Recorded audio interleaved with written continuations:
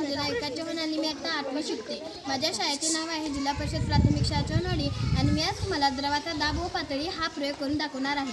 माझ्या प्रयोगाला लागणारे साहित्य एक प्लास्टिकची बॉटल व पाणी. माझ्या प्रयोगाची कृती: मी प्रथम एक प्लास्टिकची बॉटल घेतली व बॉटलच्या प्रत्येक पातळीवर सुईने किंवा दाबण्याने 3 छिद्र पाडली व त्या छिद्रांना 1, 2, 3 अशी नावे देऊन मी बॉटलमध्ये पाणी ओतत आहे.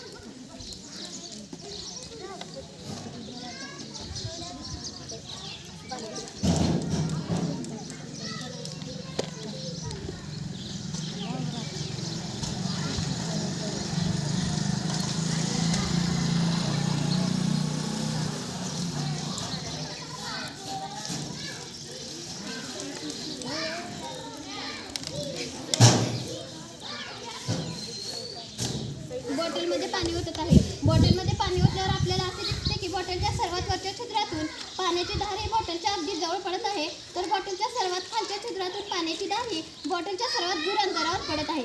शिवाय एकाच पातळीतील 2 छिद्रांमधून पाण्याच्या धारा ह्या बॉटलपासून समान अंतरावर पडत आहे. यावरून आपल्याला काय समजते एकाच पातळीत द्रवाचा दाब एकच असतो, तसाच द्रव्याच्या खोलीप्रमाणे दाब हा वाढत जातो.